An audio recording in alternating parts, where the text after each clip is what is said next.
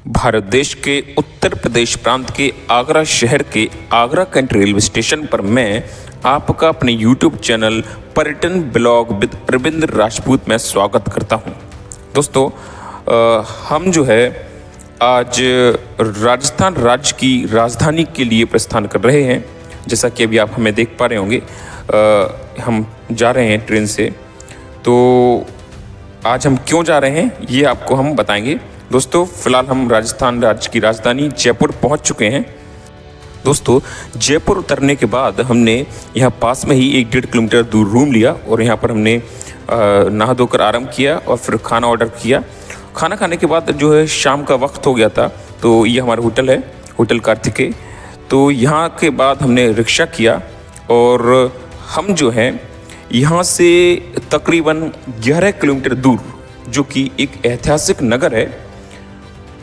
जी हाँ दोस्तों, हम बात कर रहे हैं आमेर की, जिसे आप आम्बेर भी कहते हैं। दोस्तों ये स्थान अपनी समृद्ध ऐतिहासिक धरोहर, भव्य किलों, राजपूत स्थापत्य कला और धार्मिक महत्व के लिए प्रसिद्ध है। आमेर कभी कछवाहा राजाओं की राजधानी थी और ये स्थल भारतीय इतिहास में एक महत्वपूर्ण भूमिका निभाता है। दोस्तों जैसा कि आप देख पा रहे होंगे हम आमेर के लिए प्रस्थान कर रहे हैं। दोस्तों ये जानना बेहद ज़रूरी है कि इसका प्राचीन इतिहास क्या है ना। तो पुरातात्विक और ऐतिहासिक प्रमाणों के आधार पर हम बताएंगे। दोस्तों आपको ये जो नज़र आ रहा होगा पीले रंग का किला, इसके आसपास जो झील नज़र आ रही है ये है माउठा झील। तो दोस्तों इसी किले के लिए हम प्रस्थान कर रहे हैं और आपको दिखाएंगे वहाँ पहुँच करके। फिलहाल हम अपनी चर्चा जारी रखते हैं। तो दोस्तों मीणा वंश का शासन। आमेर की स्थापना मीणा राजाओं द्वारा की गई थी, जो इस क्षेत्र के पहले शासक थे। मीणा वंश के लोग इस क्षेत्र में लंबे समय तक शासन करते रहे हैं और यहाँ एक मजबूत गढ़ का निर्माण किया। पुरातात्विक प्रमाणों से पता चलता है कि आमेर में मीणा वंश का प्रभाव था और इसके अंतर्गत जल संचयन और किलों के निर्माण की प्रथा विकसित हुई थी। दोस्तों कछवाहा वंश का उदय। कछवाहा वंश के पहले शासक दुल्हा राय थे, जिन्होंने 11वीं शताब्दी में आमेर पर अधिकार किया। दुल्हा राय के शासन में आमेर ने अपनी राजनीतिक और सैन्य शक्ति को मजबूत किया। कछवाहा वंश के शासकों ने आमेर को एक समृद्ध राज्य के रूप में विकसित किया। कछवाहों का शासन उनके सैन्य कौशल और सांस्कृतिक योगदान के कारण राजस्थान के इतिहास में महत्वपूर्ण स्थान रखता है। पृथ्वीराज कछवाहा 12वीं शताब्दी। पृथ्वीराज कछवाहा वंश के एक महान शासक थे, जिनका शासन 12वीं शताब्दी में था। उन्हें आमेर के कछवाहा वंश का एक प्रमुख शासक माना जाता है। पृथ्वीराज कछवाहा ने अपने राज्य की सुरक्षा और अन्य सैन्य शक्तियों को प्राथमिकता दी। उन्होंने आसपास के राजपूतों से संघर्ष किया और आमेर के साम्राज्य की सीमाओं को विस्तार दिया। पृथ्वीराज ने कई संघर्षों में विजय प्राप्त की और वे अपनी सैन्य रणनीतियों और वीरता के लिए प्रसिद्ध थे। दोस्तों फिलहाल हम यहाँ रुकेंगे और अब यहाँ से जो है थोड़ा ही से दूर है, ज़्यादा दूर नहीं है ना। तो यहाँ से अब हम जाएंगे और यहाँ से जो आमेर का किला है उसकी तरफ हम अग्रसर होंगे। ठीक है, तो ये आमेर नगर है, यहाँ पर हम आ चुके हैं और यहीं पर किला बना हुआ है। ठीक है, तो चलिए चलते हैं उसकी तरफ। दोस्तों अपनी चर्चा को जारी रखते हैं कि उनकी लड़ाइयों ने न केवल आमेर के राज्य की रक्षा की, बल्कि कछवाहा वंश को एक मजबूत और सम्मानित राजवंश के रूप में स्थापित किया। उनके शासन के दौरान आमेर राज्य ने राजनीतिक और सैन्य दृष्टिकोण से महत्वपूर्ण उपलब्धियां प्राप्त की। पृथ्वीराज कछवाहा को उनके साहस, वीरता और दूरदर्शिता के कारण ऐतिहासिक स्रोतों में सराहा जाता है।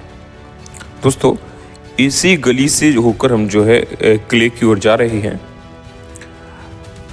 अगला नाम है राव शाह कछवाहा, 13वीं शताब्दी। राव शाह कछवाहा वंश के एक महान शासक थे, जिन्होंने 13वीं शताब्दी में आमेर की राजधानी को मजबूती दी। राव शाह ने कछवाहा वंश को एक महान शक्ति के रूप में स्थापित किया और उनके समय में आमेर राज्य ने अपनी सैन्य शक्ति में महत्वपूर्ण वृद्धि की। राव शाह को आमेर का संस्थापक माना जाता है और उन्होंने इस क्षेत्र में अपनी सत्ता स्थापित की। देखिए दोस्तों, अब यहाँ से आपको दिख रहा होगा किला। कछवाहा वंश के उभार में राव शाह की एक महत्वपूर्ण भूमिका थी। उनके शासन में आमेर राज्य ने अपने शत्रुओं से सुरक्षा प्राप्त की और उसकी सामरिक क्षमता में वृद्धि हुई।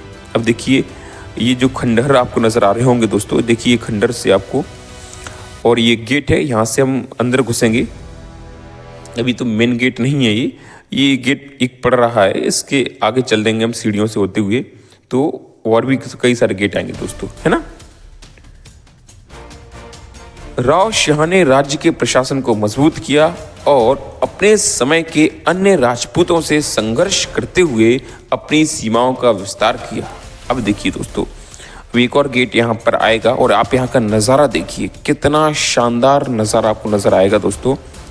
देखिए, और यहाँ से एक पीले रंग का पूरा किला बना हुआ है और बहुत ही सुंदर नजर आ रहा होगा दोस्तों, उनकी सैन्य नीति और नेतृत्व ने कछवाहा वंश को भारतीय उपमहाद्वीप के प्रमुख राजपूत वंशों में से एक बना दिया।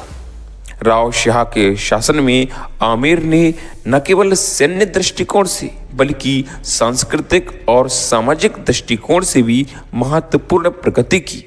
उनकी वीरता और शौर्य ने उन्हें कछवाहा वंश के पहले महान शासक के रूप में स्थापित किया। दोस्तों, अब हम किले पर लगभग पहुंच चुके हैं। अभी अंदर काफ़ी है, लेकिन यहाँ से इसका शुभारंभ हो चुका है। दोस्तों, हम आपको यहाँ पर बता दें कि ये जो किला है ये राजा मान सिंह का है। अब आप देख रहे होंगे यहाँ पर छोटी मोटी दुकानें हैं।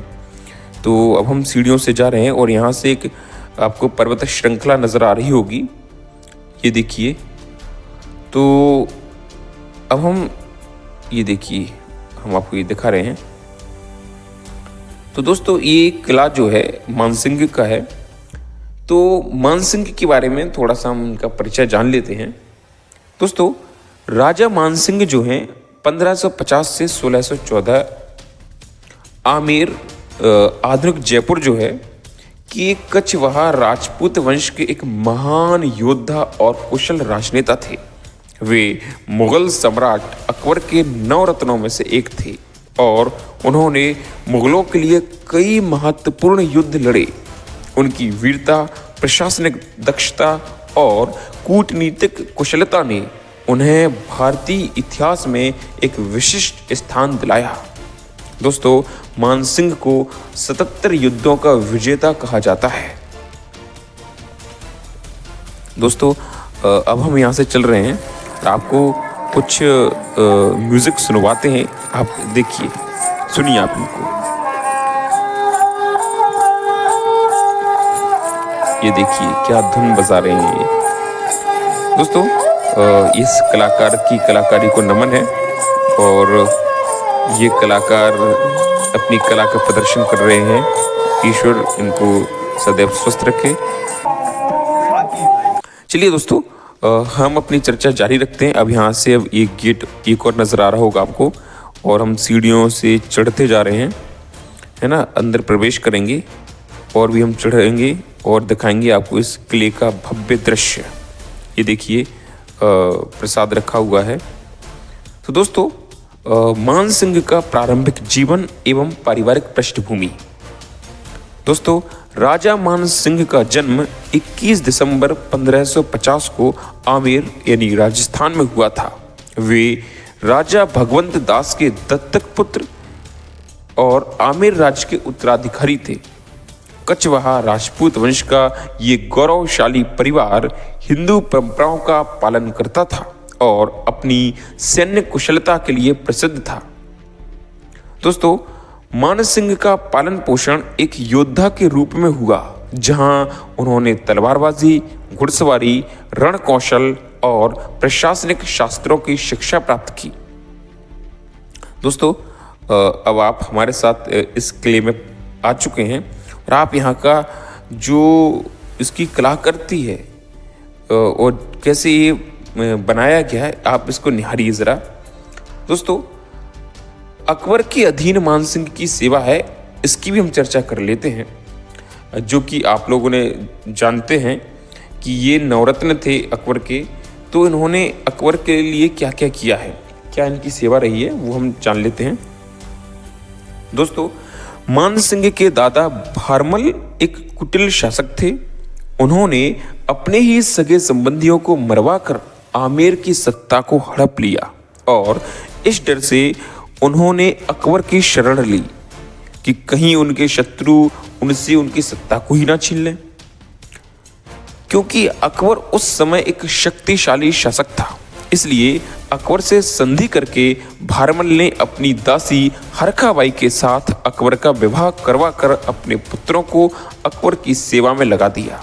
दोस्तों, ये हरखाबाई हैं, ये इनका असली नाम है, जिन्हें काल्पनिक नाम जो जोधाबाई कहा गया है, जोधा अकबर आपने सीरियल देखा होगा, ये काल्पनिक नाम है। इस जोधा नाम की कोई भी रानी कभी इतिहास में रही ही नहीं है।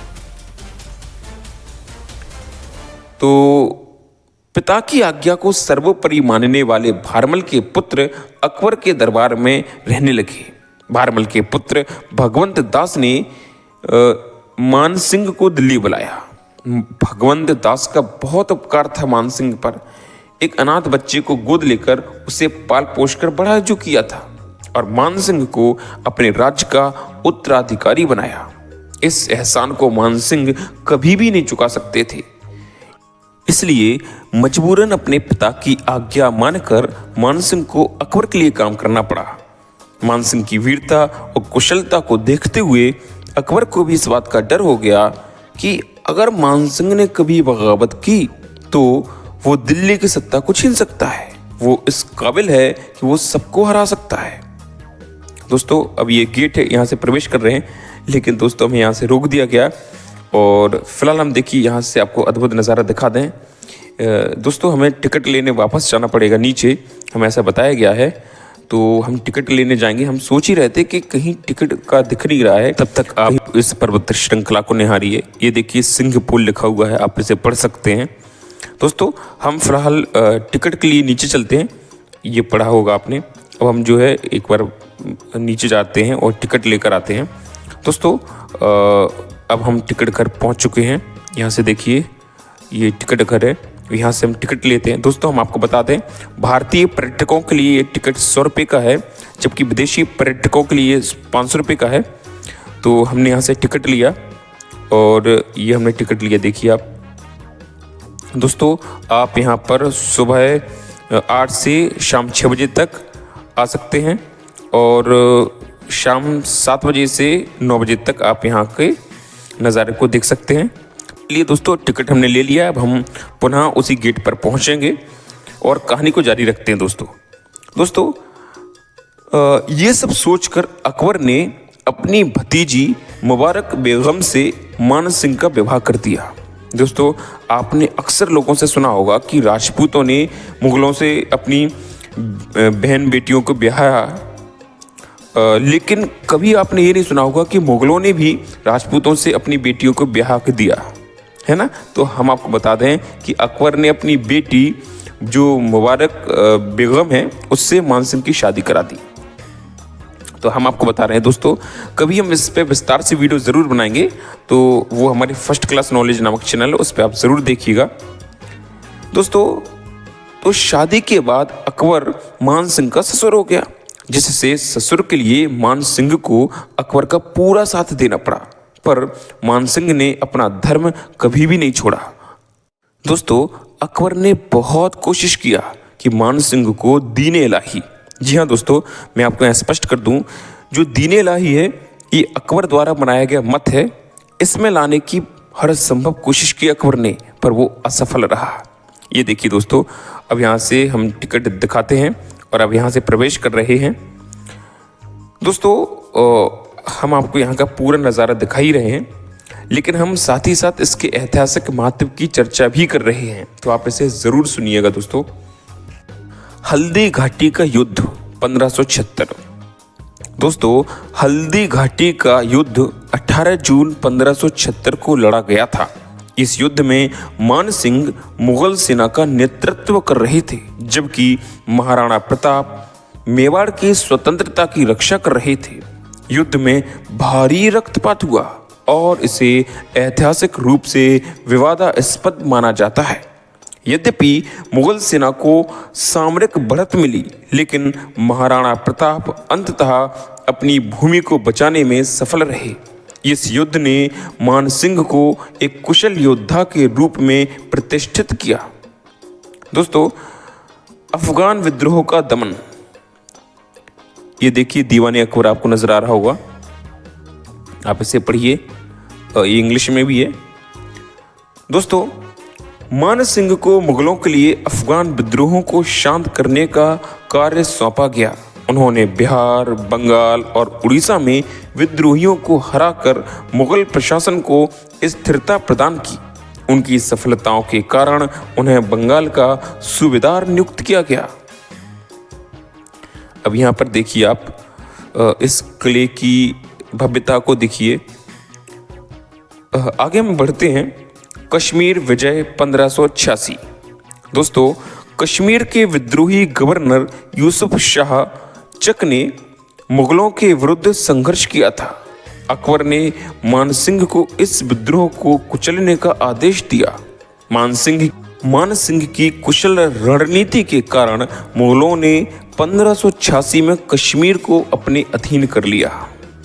दोस्तों यहाँ पर आप देखिए, हम यहाँ से पूरे किले की चारों ओर के नज़ारे को दिखा रहे हैं और साथ ही साथ चर्चा भी कर रहे हैं। दोस्तों आगे बढ़ते हैं। असम और पूर्वोत्तर भारत में अभियान। मान सिंह को 1590 के दशक में असम और पूर्वोत्तर भारत में विद्रोहों को दबाने के लिए भेजा गया था। उनकी सफल सैन्य रणनीतियों ने मुगलों को ब्रह्मपुत्र घाटी और उसके आसपास के क्षेत्रों में अपनी पकड़ मजबूत करने में सहायता की। देखिए दोस्तों, यहाँ का ये पूरा जो परिसर आपको नजर आ रहा होगा। आगे बढ़ते हैं। जहांगीर के अधीन मान सिंह। 1605 में अकबर की मृत्यु के बाद जहांगीर मुगल सम्राट बने। मान सिंह ने प्रारंभ में जहांगीर का समर्थन किया, लेकिन धीरे धीरे उनका प्रभाव दरबार में कम हो गया। हालांकि उन्होंने बंगाल और बिहार में प्रशासनिक कार्य जारी रखा और विद्रोहों को दबाने में सहायता की। दोस्तों अब हम बात करते हैं कि जो मानसिंह थे उन्होंने क्या क्या बनवाया और उनका सांस्कृतिक क्या क्या योगदान रहा है, यानी कि निर्माण कार्य एवं सांस्कृतिक योगदान। दोस्तों राजा मानसिंह न केवल एक योद्धा थे, बल्कि वे एक महान संरक्षक और निर्माता भी थे। दोस्तों उन्होंने कई मंदिरों और किलों का निर्माण कराया, जैसा कि एक किला आप इसे भी देख रहे हैं, ये आमेर फोर्ट है दोस्तों, जो आज भी उनकी विरासत के रूप में खड़े हैं। दोस्तों ये जो आमेर किला है ये राजस्थान के सबसे प्रसिद्ध ऐतिहासिक स्थलों में से एक है। मानसिंह ने इस किले का विस्तार किया और इसे एक भव्य रूप प्रदान किया। किले की वास्तुकला हिंदू और मुगल शैलियों का मिश्रण है। दोस्तों काशी में मंदिर का निर्माण करवाया। यहाँ पर आप पहले देखिए इस नज़ारे को, ये देखिए दोस्तों, मानसिंह ने वाराणसी यानी काशी में गंगा नदी के किनारे प्रसिद्ध मंदिर का निर्माण कराया। उन्होंने रामेश्वरम मंदिर और अन्य हिंदू धार्मिक स्थलों के पुनर्निर्माण में भी योगदान दिया। ये देखिए दोस्तों, राजमहल शहर की स्थापना। दोस्तों, मानसिंह ने बंगाल में राजमहल नामक शहर की स्थापना की। ये शहर मुगल प्रशासन के लिए एक महत्वपूर्ण केंद्र बना। दोस्तों, मानसिंह के कारण ही आज जो जगन्नाथपुरी का मंदिर है वो मस्जिद नहीं बना। उड़ीसा के पठान सुल्तान ने जगन्नाथपुरी के मंदिर को ध्वस्त करके मस्जिद बनाने का प्रयास किया था। जब इसकी सूचना राजा मानसिंह को मिली तब उन्होंने अपनी सेना का एक बड़ा दल उड़ीसा भेजे, लेकिन विशाल सेना के कारण सभी वीरगति को प्राप्त हुए। दोस्तों, उसके बाद राजा मानसिंह खुद उड़ीसा गए और वहां पर 2 पठान भाई थे और राजा मानसिंह ने दोनों का सर काट दिया और उनके सहयोगी हिंदू राजाओं को कुचल कर रख दिया। दोस्तों, जगन्नाथ मंदिर की रक्षा हिंदू इतिहास का सबसे स्वर्णिम इतिहास है। ये हिंदुओं के सबसे प्रमुख मंदिरों में से एक है। राजा मानसिंह महान कृष्ण भक्त थे। उन्होंने वृंदावन में 7 मंजिला कृष्ण जी यानी कि गोविंद देव जी का मंदिर और आमेर में जगत श्रोमणी मंदिर भी बनवाया। दोस्तों, हम शीघ्र ही वृंदावन में ब्लॉग लेकर आएंगे, तो उसमें गोविंद देव जी का मंदिर है उसको भी दिखाएंगे और भी कई सारे मंदिर दिखाएंगे। फिलहाल हम इस गुफा से होते हुए आगे बढ़ रहे हैं और ऊपर जा रहे हैं दोस्तों। तो थोड़ा अंधेरा है इधर, तो चलते हैं। सभी लोग जा रहे हैं तो हम भी जा रहे हैं दोस्तों। ये देखिए, और यहाँ पर देखिए आप सब आगे बढ़ रहे हैं। ये देखिए, सीढ़ी दर सीढ़ी चढ़ते जा रहे हैं हम दोस्तों। तो चलिए, आप भी चलिए।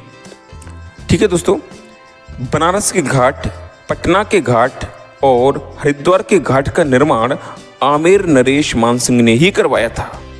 दोस्तों, जितने मंदिर मध्यकाल से पूर्व धर्मांध मुसलमानों ने तोड़े थे वो सारे मंदिर मानसिंह जी ने ही बनवा दिए थे। लेकिन औरंगजेब के समय मुगलों का अत्याचार बढ़ गया था और हिंदू मंदिरों को भारी नुकसान झेलना पड़ा। दोस्तों, अब यहां से आप देखिए, पहले इसको यहां पर देखिए, आप इसको किस प्रकार से तराशा गया है। ये देखिए, यहां पर देखिए, लोगों को हुजूम भी देखिए आप यहां पर दोस्तों। अब हम इनके व्यक्तिगत जीवन और धार्मिक आस्था के बारे में बात कर लें। दोस्तों, राजा मानसिंह धार्मिक प्रवृत्ति के थे और हिंदू धर्म के प्रति उनकी गहरी आस्था थी। हालांकि वे मुगलों के अधीन कार्यरत थे, उन्होंने हिंदू परंपराओं को बरकरार रखा और अपनी प्रजा के हितों की रक्षा की। उन्होंने कई मंदिरों का जीर्णोद्धार कराया और वैदिक अनुष्ठानों में सक्रिय भाग भी लिया। देखिए दोस्तों, ये पर्वत श्रृंखला है। दोस्तों, राजा मानसिंह का निधन 1614 में हुआ। उनकी मृत्यु के बाद उनके उत्तराधिकारी ने आमेर की गद्दी संभाली। मानसिंह ने अपनी वीरता, बुद्धिमत्ता और कूटनीति से इतिहास में अमिट छाप छोड़ी। दोस्तों, ये देखिए, यहाँ पर आपको झील नजर आ रही होगी जो हम पहले बता चुके हैं। यहाँ पर दोस्तों, अब हम जानते हैं कि मानसिंह का स्थान, ये देखिए, यहाँ से आप सिर्फ देखिए, अब यहाँ से देखिए, अब हम आपको यहाँ का नज़ारा दिखाते हैं। दोस्तों, इतिहास में क्या स्थान था? मानसिंह भारतीय इतिहास में एक महत्वपूर्ण स्थान रखते हैं। वे एक महान योद्धा, कुशल प्रशासक और दूरदर्शी राजनेता थे। उनकी उपलब्धियां न केवल राजपूत इतिहास में बल्कि पूरे भारतीय उपमहाद्वीप में गूंजती हैं। दोस्तों, ये जो आमेर किले को आप देख रहे हैं, इस किले का इतिहास और स्थापत्य कला, इस पर हम चर्चा कर लें। ये देखिए, अंधेरा यहाँ पर होगा। दोस्तों, आमेर किला राजस्थान के सबसे प्रसिद्ध किलों में से एक है और इसे यूनेस्को विश्व धरोहर स्थल के रूप में मान्यता प्राप्त है। ये किला राजपूत और मुगल स्थापत्य कला का एक उत्कृष्ट उदाहरण है। दोस्तों, ये देखिए आप,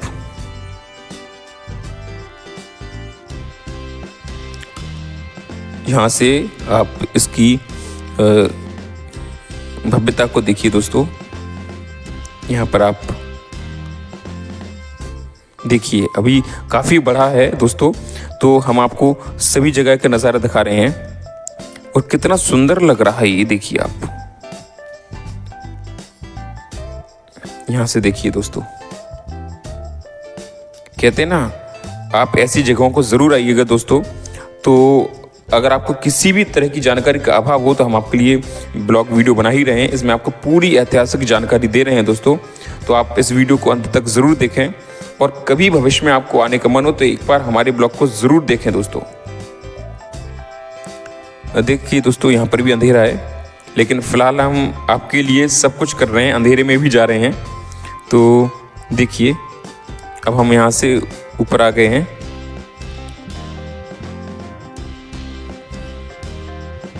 दोस्तों अब इस क्ले की क्या क्या विशेषताएं हैं, क्या क्या खासियत है, वो भी जान लेते हैं। पहले आप देख लीजिए, फिर हम बताएंगे आपको। यहाँ पर देखिए ये जो झील बह रही है, तो ये इसकी खूबसूरती में चार चांद लगा देती है ना। और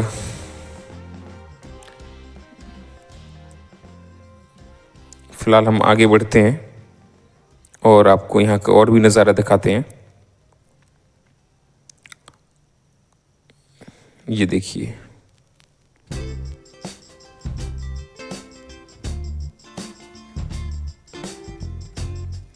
यहाँ से देखिए आप, तो यहाँ से चारों ओर से देखेंगे तो आपको बहुत, मतलब क्या बताएं, आपकी इसकी तारीफ करते हुए नहीं थकेंगे, आप सिर्फ निहारते रहेंगे इसको। आप देख लीजिए आप इसको भी। अभी हम और भी जो खिड़कियाँ सी हैं इसमें से आपको दिखा रहे हैं इसके चारों ओर का नज़ारा। देखिए आप, है ना। तो ये देखिए ना, ये नीचे का है जहाँ से हम लोग प्रवेश किए थे, वो द्वार है। और यहाँ देखिए ये है ना, बहुत बड़ा है दोस्तों। तो इसलिए हम आपको जो है इत्मीनान से दिखा रहे हैं, आप धैर्य रखिए। और आप अगर इतिहास के शौकीन हैं तो आप इन सबको ज़रूर देखिएगा और आप यहाँ आने का मन ज़रूर बनाइएगा दोस्तों। फिलहाल नीचे जा रहे हैं, यहाँ पर आपको ये शौचालय नज़र आ रहा होगा, पढ़िए आप इसे, है ना। ये देखिए, तो ये सारी चीज़ें यहाँ पर दिखाई दे रही होंगी आपको। ये देखिए आप इसकी खूबसूरती को निहारिए दोस्तों। अब हम किले की कुछ प्रमुख विशेषताएं हैं उनके बारे में चर्चा कर लेते हैं। देखिए दोस्तों, शाम से अब जो है थोड़ा सा ढलने को है, अंधेरा होने वाला है, तो लाइट जला दी गई है। ये देखिए, पहले हमने बिना लाइट का दिखाया आपको, अब थोड़ी थोड़ी लाइट जलने लगी, तो लाइट की वजह से इसमें और खूबसूरती बढ़ गई है। ठीक है दोस्तों, तो पहले हम बात करते हैं शिला देवी मंदिर की। दोस्तों ये मंदिर आमेर किले के भीतर स्थित है और यहाँ काली माता की पूजा की जाती है। कहा जाता है कि इस मंदिर की मूर्ति राजा मान सिंह प्रथम को बंगाल विजय के दौरान प्राप्त हुई थी। देखिए दोस्तों, अब यहाँ पर लाइट जलने की वजह से इसकी खूबसूरती में चार चांद लग गए हैं। ये देखिए, है ना दोस्तों। दूसरा पॉइंट है दोस्तों, दीवान ए आम। दोस्तों ये सभा भवन था जहां राजा जनता से मिलते थे और उनके मामले सुनते थे। तीसरा है दीवाने खास। ये एक भव्य हॉल था जहां राजा अपने खास दरबारियों और मुगलों से मुलाकात करते थे। चौथा है सुख निवास। दोस्तों यहाँ जल के ठंडे प्रभाव का उपयोग कर प्राकृतिक वातानुकूलन प्रणाली विकसित की गई थी।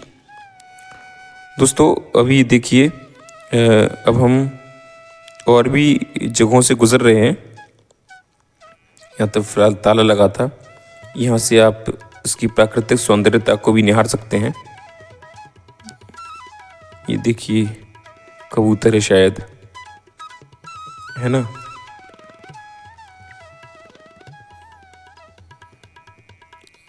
हम तो यहाँ की कारीगरी के जो फैन हो गए हैं।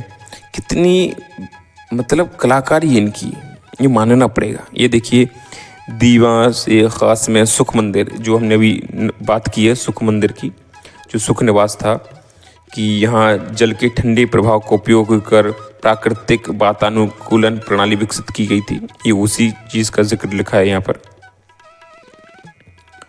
दोस्तों चलिए हम आगे बढ़ते हैं और आप यहाँ पर देख सकते हैं। ये देखिए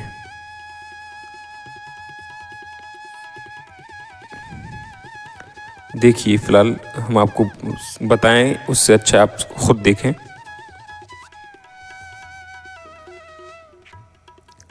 ये देखिए लोग जा रहे हैं, काफ़ी लोग आते हैं यहाँ पर और उसका 100 रुपये का टिकट है तो ज़्यादा भी नहीं है। आप इत्मीनान से आ सकते हैं। अगर आप इतिहास के शौकीन हैं, इतिहास में रुचि रखते हैं तो ज़रूर आना चाहिए मेरे हिसाब से। और हमारे जितने भी राजा रहे हैं जिन्होंने इस देश के लिए जो कुछ भी योगदान दिया है उनके बारे में जानना बेहद ज़रूरी है। और जो पढ़ने वाले छात्र हैं या फिर जो यूपीएससी की तैयारी कर रहे हैं या फिर जो भी इतिहास के प्रेमी हैं उन्हें तो ज़रूर ही देखनी चाहिए इस तरह की चीज़ें। ये देखिए अभी हम क्ले की विशेषताएं बता रहे हैं, उस पर हम चर्चा करेंगे, लेकिन पहले देखने वाली चीज़ को निहारना ज़रूरी है ना। तो देखिए आप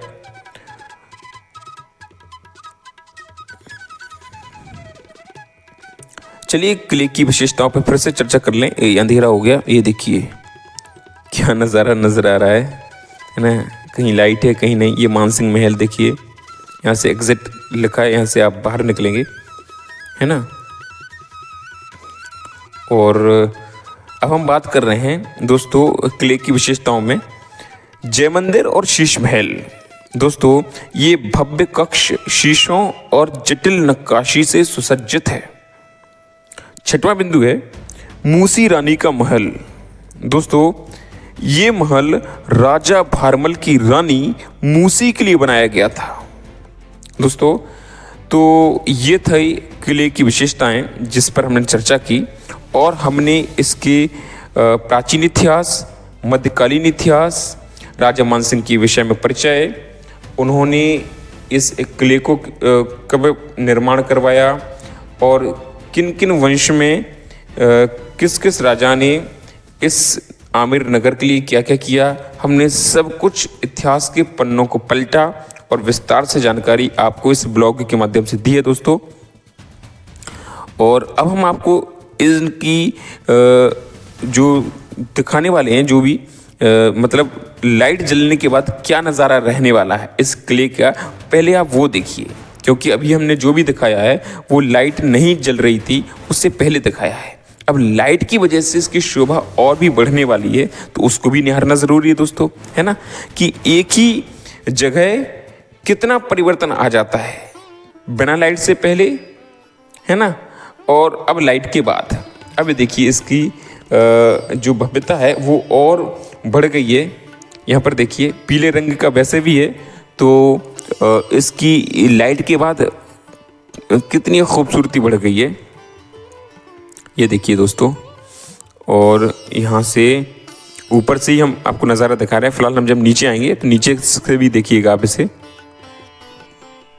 ये देखिए गेट है, आपको यहाँ से प्रवेश किए थे, अब यहीं से हम लोग निकल रहे हैं। तो आप गेट देख लीजिए, कितने बड़े बड़े गेट हुआ करते थे दोस्तों। और यहाँ पर ये भी दोनों गेट हैं ये।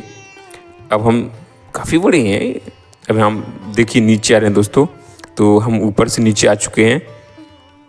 और लाइट बढ़ने के बाद देखिए आप यहाँ पर, वाओ ब्यूटीफुल।